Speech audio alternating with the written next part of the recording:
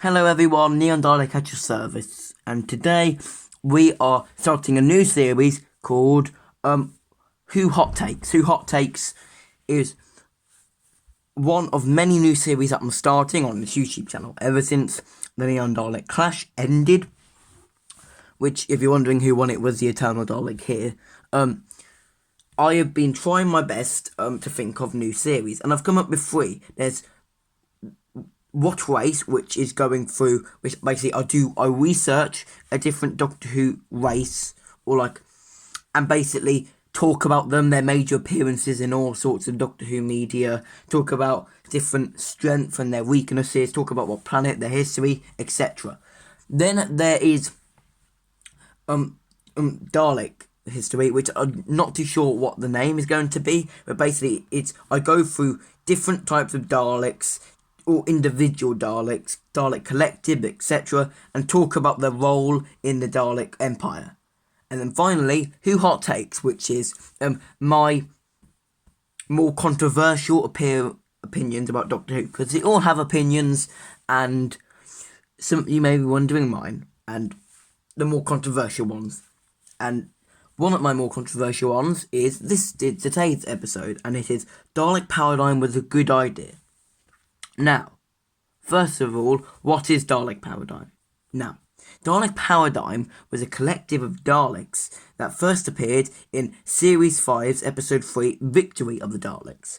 In this story, the Amy and the 11th Doctor travel back in time in World War II, where they meet Winston Churchill. But in Winston Churchill's in a base where they visit, there are two Daleks.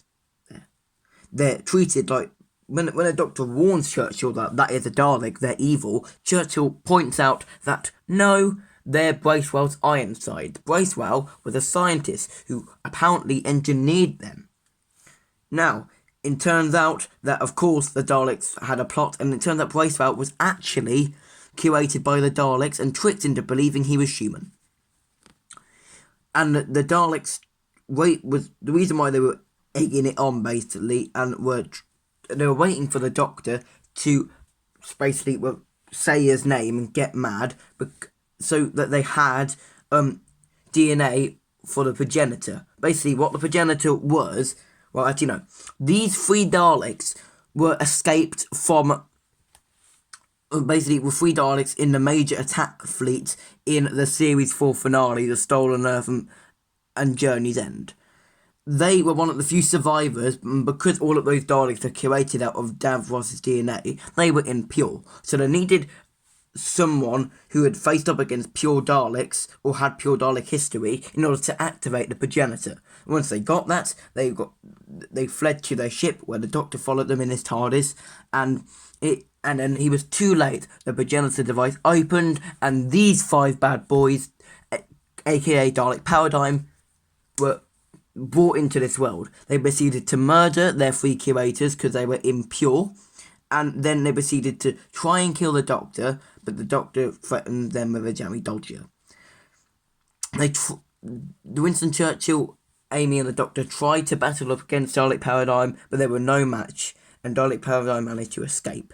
We wouldn't see them again until the Series 5 finale, the Pandora got opened in the Big Bang, where the Supreme, Eternal, and Drone were present. Basically, they were part of a collective known as the Alliance that were created to trap the Doctor. They were to trap the Doctor. Now, unfortunately for them and all the other members of the Alliance were turned into stone, but one of them survived and started hunting down the 11th Doctor, Amy Warburton, with a song in a museum. Luckily, they managed to defeat it.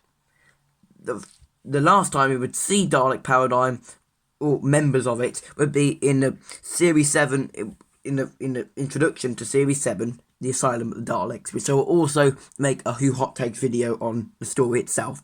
Because, here's another hot take: Asylum of the Daleks is the worst Dalek story, and possibly one of the worst Doctor Who stories of all time. But once again, going to have a separate video for that. And basically, in it, we see one Supreme, 2 strategists, and 3 drones.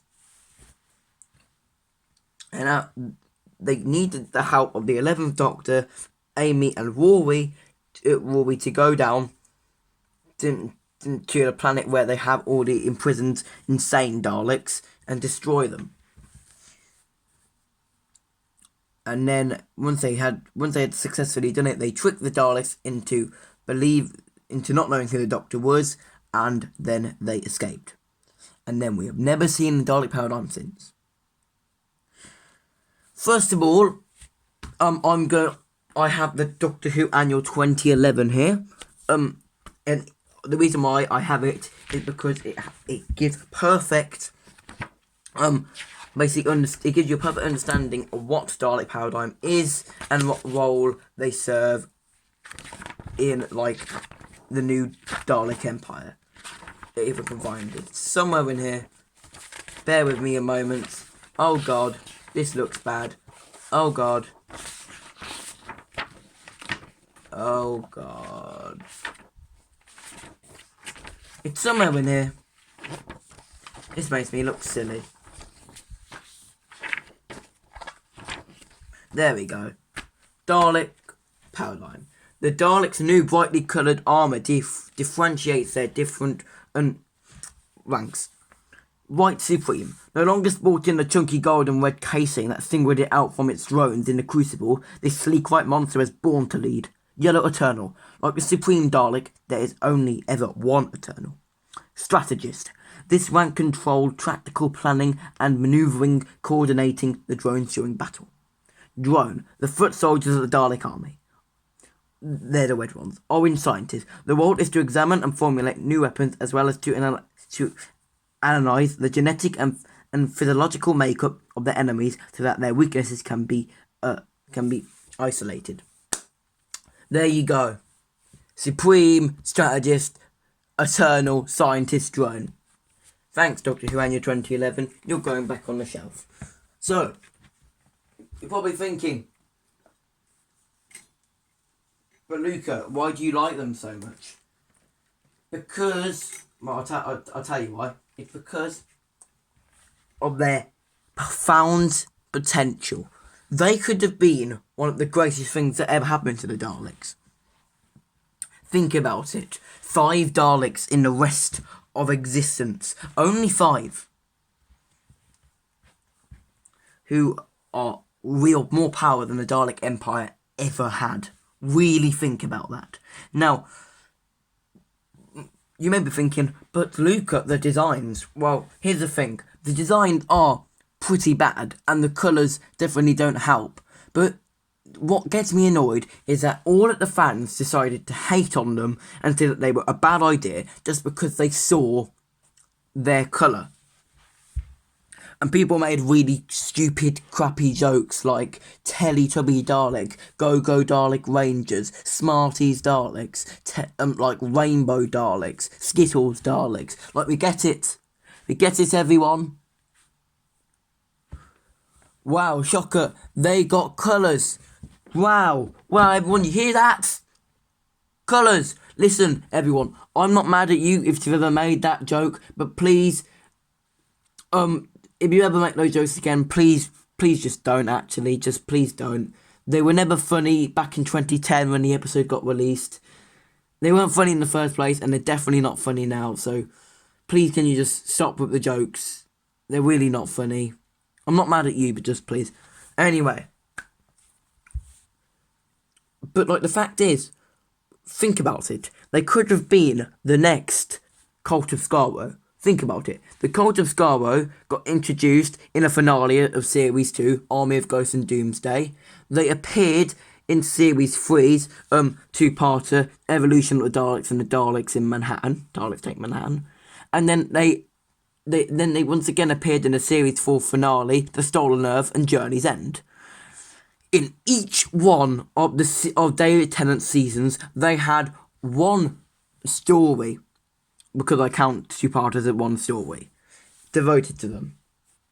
And this was what they were planning to do with Dalek Paradigm. But because the fan backlash was so immediate, they was scared. So guess what?